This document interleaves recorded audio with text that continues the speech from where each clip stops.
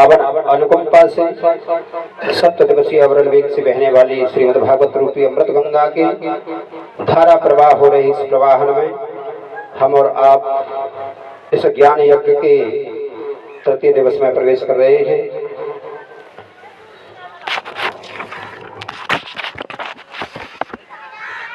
इस अनुष्ठान के आयोजक समस्त ग्रामवासी, समस्त श्रद्धालु श्रोतागण, भक्ति स्वरूप माता और बहनों,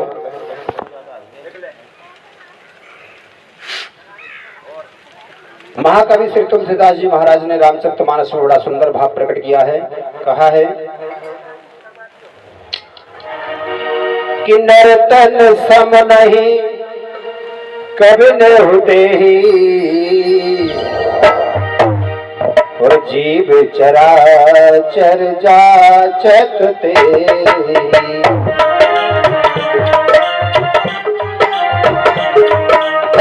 नर्तन सम नहीं कभी न होते ही, जीव चराचर जाचत ते।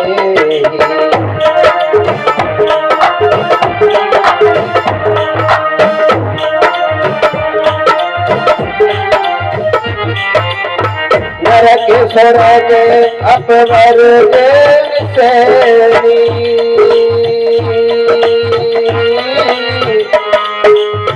ज्ञान विराग भगत शुभ दे। राम सिया राम सिया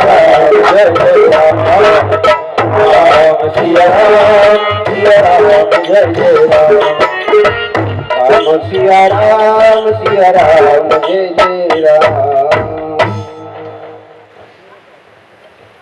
ये मनुष्य शरीर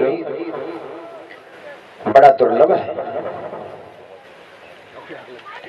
इस मनुष्य शरीर के समान कोई दूसरा शरीर नहीं है।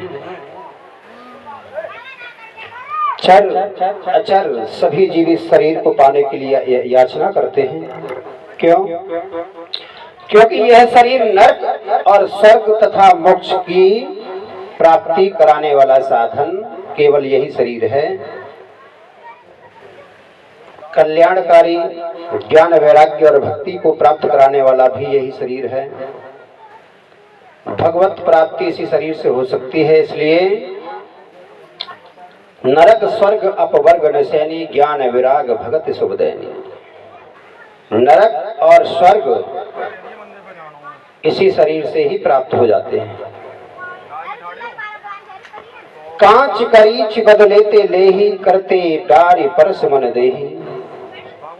जो प्राणी श्री हरि का भजन नहीं करते हैं और नीच से नीच पाप कर्मों में रत रहते हैं, वे प्राणी पारसमणि को मानो हाथ में आई और छोड़ दिया। इस प्रकार से भैया सभी से निवेदन है कि अमूल्य शरीर है, इसको पाकर के वृथा इस शरीर को ना गमाएं। यही बात श्री विदुर जी महाराज ने धृतराष्ट्र को बताई। धृतराष्ट्र और गांधारी का हिमालय प्रस्थान। विदुर जी महाराज तो तीर्थ यात्रा पर थे।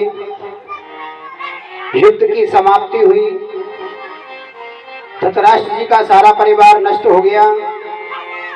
उसके बाद धृतराष्ट्र जी पांडवों के महल में ही पांडवों के पास रहने लगे। तीर्थ यात्रा से घूमते हुए विदुर जी महाराज जब पांडवों के पास आए, पांडवों के महल में, तो उन्होंने देखा कि धृतराष्ट्र जी भी यहीं पर हैं। एक दिन मौका लगाया, रात्रि को विदुर जी धृतराष्ट्र जी के पास पहुंच जाते हैं और उनको बड़ा समझाते हैं। धृतराष्ट्र जी से कहने लगे, विदुर जी महाराज, कि जिन पांडवों को तुमने लाक्षागृह में जलाने का प्रयास किया, उनको विष देकर मारने का प्रयास किया, जिनकी स्त्री का तुमने बीच सभा में चीरहरण करवाया, जिनका तुमने भूमि और धन छीन लिया और जिनको तुमने वनवास और अज्ञातवास भी दे दिया, उन्हीं आज पांडवों के टुकड़ों पर पलकर तुमको शर्म नहीं आती? पांडवों से धर्म की लड़ाई लड़ करके तुमने अपना सारा परिवार नष्ट कर लिया और आप अभी तक जी रहे हैं। धिक्कार है ऐसे जीवन में। हे धृतराष्ट्र, अब भी समझ जाओ, अभी मौका है, अभी समय है। यही स्थिति मानव की है कि मानव पूरा जीवन संसार में फंसकर बिता देता है, भगवान को जानने का कभी प्रयास ही नहीं करता। इसलिए कथाओं के माध्यम से बताया जाता है कि अभी ये मानव अभी समझ जा, समय है, मौका है। अगर इसको भी तुमने गंवा दिया तो फिर दोबारा से ये शरीर प्राप्त होने वाला नहीं है। अब जितना समय बचा है उसे ईश्वर भक्ति में लगा दो और अपना कल्याण कर लो। तुम्हारा जीवन पुराने वस्त्र के समान जरा जीर्ण है। ये शरीर सदा रहने वाला नहीं है। जैसे वस्त्रों को हम जब पुराने हो जाते हैं तो उतार देते हैं, वैसे ही ये शरीर जब जर्जर पुराना हो जाता है तो ये बदल जाता है, अनेकों योनियों में पहुंच जाता है। इसलिए स्वयं या किसी दूसरे की शिक्षा से भी आत्मा को पहचान कर घर को त्याग करके संन्यास के लिए चला जाता है, वह मनुष्यों में श्रेष्ठ मनुष्य माना जाता है।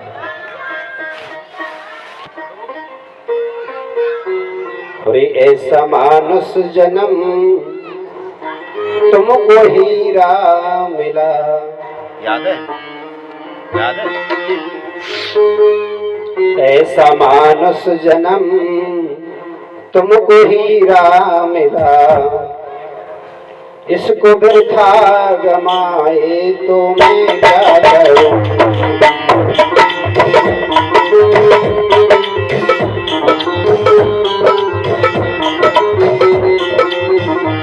ऐसा मानुष जन्म तुमको हीरा मिला, ऐसा मानुष जन्म तुमको हीरा मिला, इसको वृथा गमाए तो मैं क्या करूं।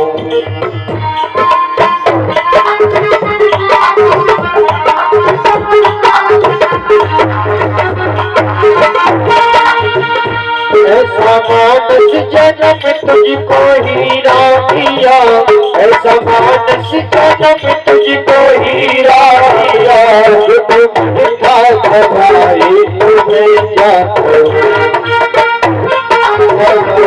तुम्हें क्या करूं, जो तुम था गवाए तुम्हें क्या करूं, जो तुम था गवाए तुम्हें क्या करूं। मैंने मानुष जन्म तुझको हीरा दिया, मैंने मानुष जन्म तुझको हीरा दिया, जो सुबह था गवाए तुम्हें क्या करूं।